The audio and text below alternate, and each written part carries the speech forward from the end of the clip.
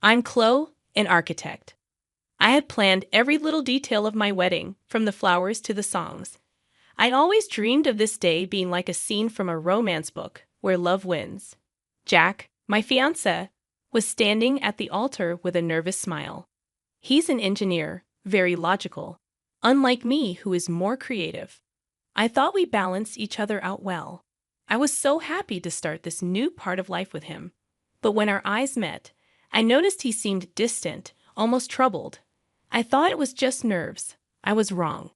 As I walked towards Jack, his mom Linda whispered something to her neighbor, sizing me up with narrowed eyes.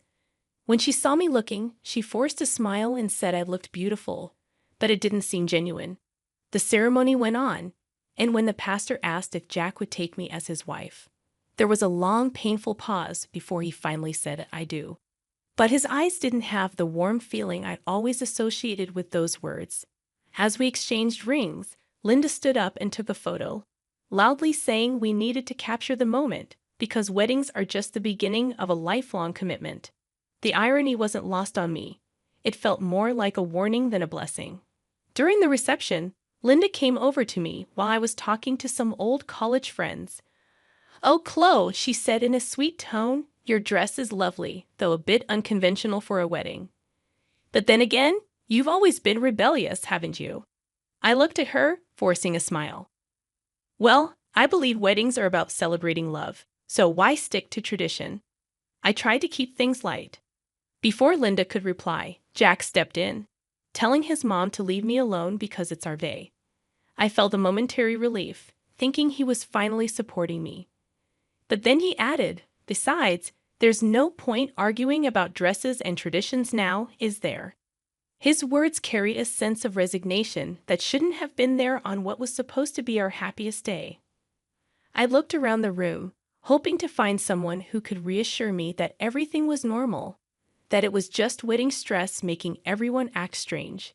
But deep down, I knew something was wrong. The warning signs were too obvious to ignore. As we prepared for our first dance, Jack held me at arm's length. Our bodies moved to the music, but it felt like our souls were miles apart. The song, meant to be a celebration of our love, seemed to mock me instead. "So, Mrs. Chloe, ready for forever?" Jack asked as the music faded away, his words echoing in the space between us.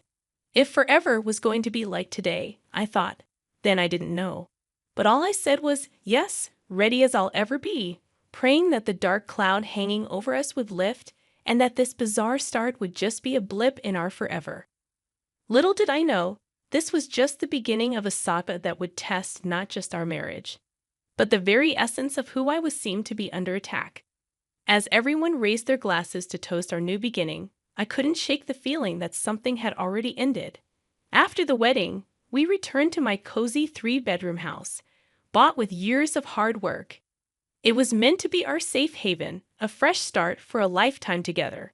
Little did I know, those walls would soon feel like a prison, a stage for domestic battles. The invasion started subtly.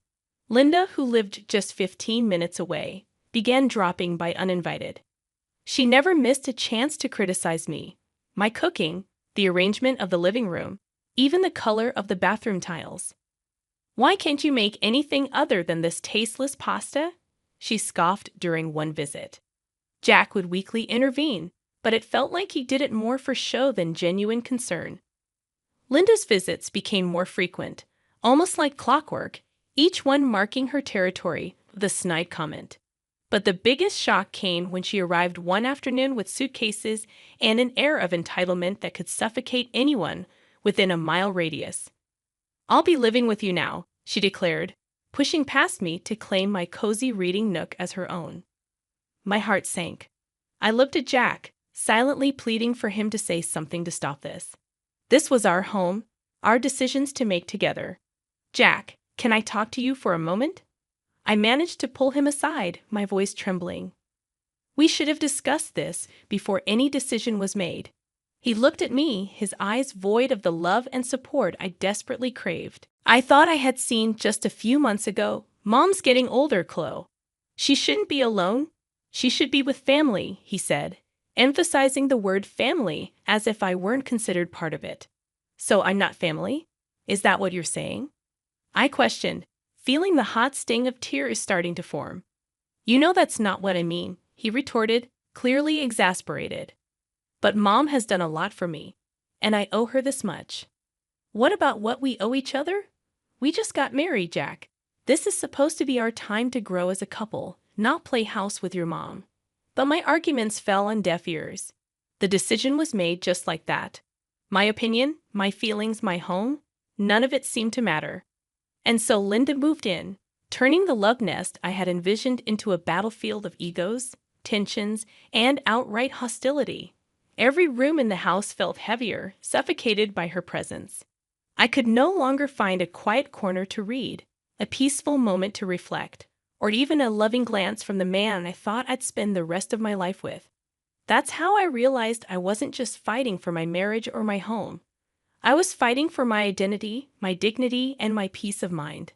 All the while, a single thought echoed through my head. How did it come to this? How did my life, my home, my choices become secondary to the whims of someone else? My reading nook was now a shrine to Linda's possessions, my kitchen a stage for her criticisms, and my husband, well, he was a stranger siding with the enemy, and all of this was just the beginning. If I thought life was hard before, it was nothing compared to the living nightmare that followed. The atmosphere in the house grew denser each day, as if the walls themselves were closing in on me. What made it even worse was the undeniable 2 blue lines on the pregnancy test I held in my trembling hands. I had always imagined sharing the news of my first pregnancy as a moment of joy, an occasion to be cherished. But as I looked at myself in the bathroom mirror, eyes red from restrained tears, I realized this milestone had turned into a millstone around my neck. When I told Jack about the pregnancy, his response was as lackluster as ever. Well, that's something, he mumbled before quickly changing the topic to discuss a home improvement project his mother had suggested. It was Linda, of course, who took control of my pregnancy as though it were her divine mission. She began dictating my diet, my activities, and even the hospital where I would deliver, but her intrusion didn't stop at unsolicited advice. She managed to turn my pregnancy into another battleground for her psychological warfare. "You're eating again," she would say, her eyes darting towards the modest sandwich I'd made for myself. "Shouldn't you be careful about gaining weight during pregnancy? This is doctor recommended." "Linda," I'd reply, mustering all the patience I had left, "doctors these days know what they're talking about. Back in my time, we knew how to handle pregnancies." And so it continued. As the weeks went by, my energy waned, but Linda's expectations soared. She turned my home into her personal palace, ordering me to clean, cook, and cater to her needs as if I were a servant rather than a daughter-in-law, and a pregnant one at that. "Chloe, why haven't you vacuumed the living room yet?" She'd yell from her self-assigned throne, my old reading nook where she'd spend hours scrolling through her phone or watching daytime TV. "I've been feeling really tired today, Linda. The doctor advised me to take it easy," I'd say, my voice tinged with desperation.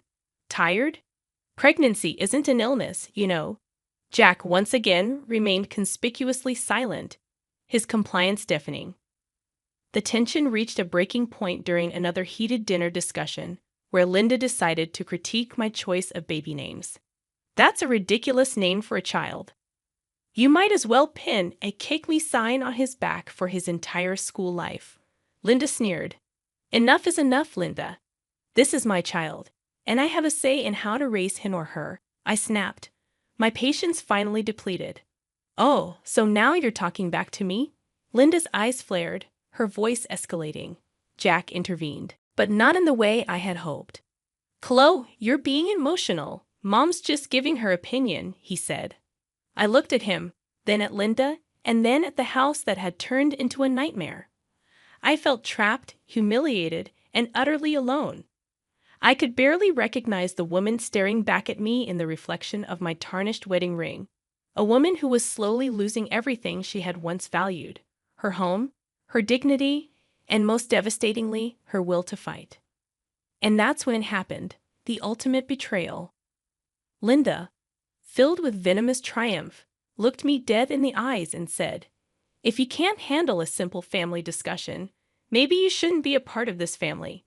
And Jack, he said nothing. His silence spoke volumes, cutting deeper than any words ever could. It was in that moment I realized that my nightmare wasn't unfolding. It had already unfolded, and I was living in it. My life had become an unrecognizable maze of shattered hopes and suppressed sobs. I moved like a zombie through the rooms that no longer felt like my home. The baby inside me seemed to be the only living part of my existence, and I clung to that tiny spark of life as my last shred of hope. But even that was threatened. One cold evening marked my breaking point. We were having another one of those god-awful family dinners, where tension cut through the air like a knife. I had spent hours on my feet cooking a meal that I knew Linda would find fault with, no matter how perfect it was. Each critique was a jab, each scoff a slap. I knew another one was coming, and I braced myself for it. But when it finally came, it was worse than anything she'd said before. "You really think you're fit to be a mother if you can't even manage a household? What are you going to do with a baby?" Linda sneered. My heart sank into my stomach, each word a stab at my already fragile self-esteem. Before I could say anything, Jack joined in, sealing my emotional fate. "Mom has a point, Chloe. You need to step it up. We're going to be parents soon." That was it, the final straw. A bolt of anger mixed with a lifetime's worth of resentment and humiliation surged through me. "Step it up? Step it up?" I shouted, surprising even myself with the intensity of my voice. "I am carrying our child for months, managing our house, and putting up with relentless emotional abuse from your mother, and you tell me to step it up." Both Jack and Linda looked stunned, but I was on a roll, a volcano finally erupting after years of suppression. "I'm done. I can't do this anymore," I said, my voice cracking. "I won't raise my child in an environment where their mother is treated like dirt.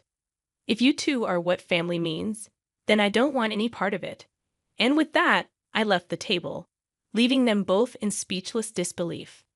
I packed a small bag and headed for the door, my trembling hands struggling to turn the doorknob. That's when Linda decided to deliver her ultimate blow.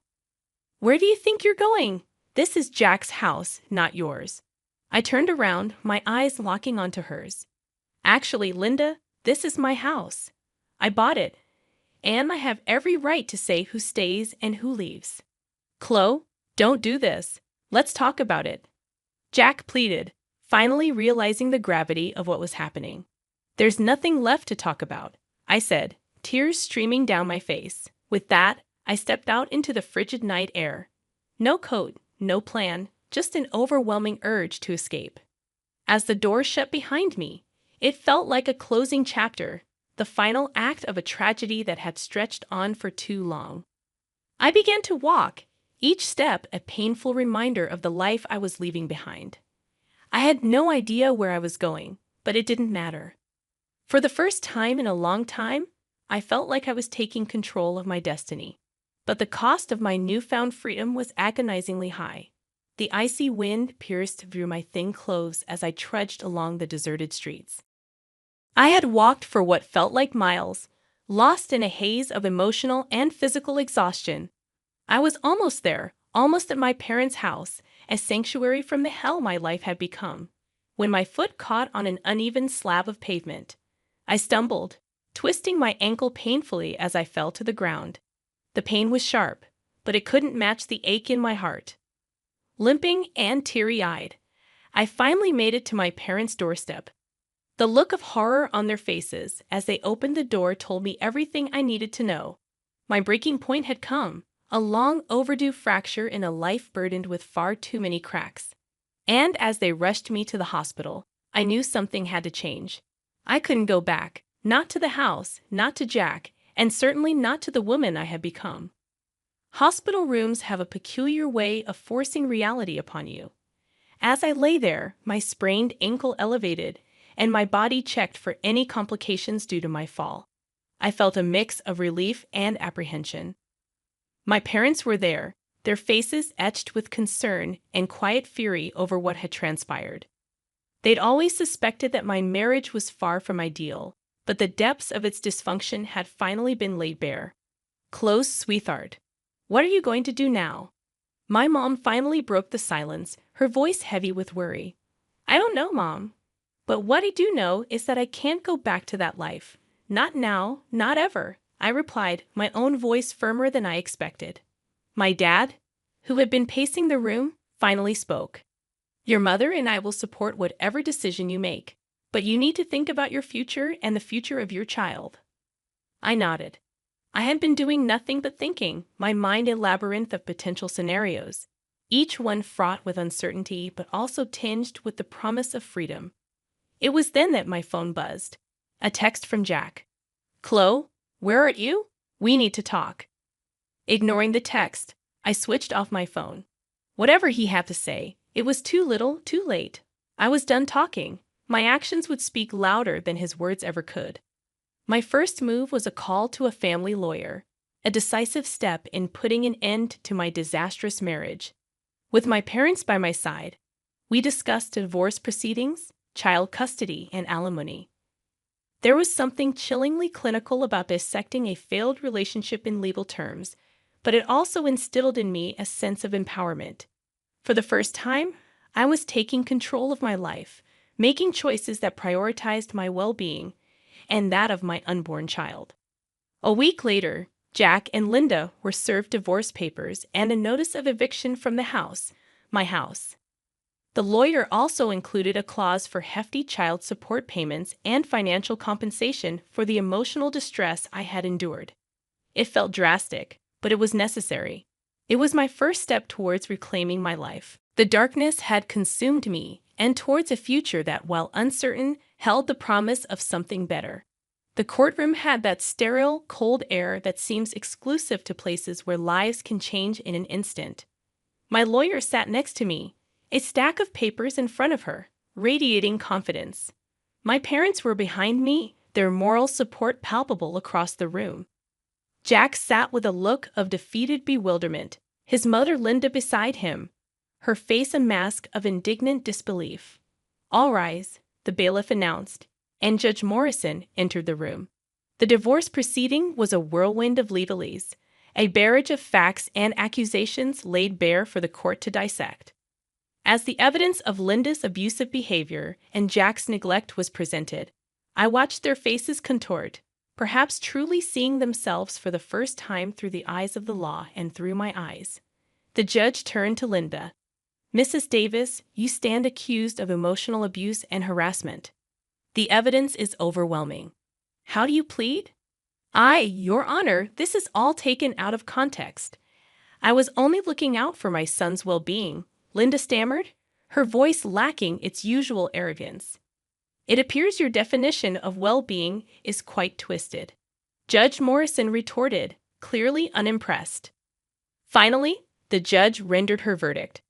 "The court hereby grants Chloe Davis a full divorce from Jack Davis. Custody of the unborn child will be given to Chloe. Jack Davis, you are required to pay child support as determined by the state. And Mrs. Linda Davis, considering the extensive evidence of your emotional abuse and harassment, I'm fining you $100,000 for your actions." I felt a weight lift off my shoulders as the gavel came down, but it was a bittersweet relief. My marriage had ended not with a bang, but with a quiet rustling of legal papers. I was free, but at a cost I never could have imagined when I said, "I do." As we left the courtroom, Jack approached me, a lost look in his eyes. "Chloe, I'm so sorry. I never thought we'd end up here." I stared at him, seeing the man I had once thought I would spend my life with, and all I felt was a void where love used to be. "I didn't think so either, Jack, but here we are. It's too late for sorry now," I said, turning my back on him and walking away. Linda tried to make eye contact as I passed her, perhaps seeking some form of acknowledgement or forgiveness, but I gave her none. She had taken so much had been taken from me, but I wouldn't give her the satisfaction of knowing she still mattered. When I stepped out of the courthouse, the sun seemed a little brighter, the world a bit more colorful. It was as if I was seeing everything through new eyes, not clouded by constant anxiety and emotional distress. It was the beginning of a new chapter for me, one written on my own terms. My mother hugged me tightly, tears in her eyes. "You did it, Chloe. You're free, and it's all thanks to you and Dad." "I couldn't have gone through this without your support," I replied, grateful beyond words. "We'll always be here for you," Dad said, joining in the group hug. That night, I sat alone in my house, the house that was now truly mine, and felt a sense of peace settle over me. I was alone, but I wasn't lonely. For the first time in years, the only expectations I had to live up to were my own. I was still apprehensive about the challenges that lay ahead. After all, I was going to be a single mother with all the responsibilities that entailed. But as I touched my belly, feeling the gentle stirrings of my unborn child, I knew we would be okay. My painful journey had led me to this reckoning, and while scars remained, they were now a part of a story of survival, not defeat. I was ready for whatever came next, not because I had to be, but because I chose to be. And that made all the difference.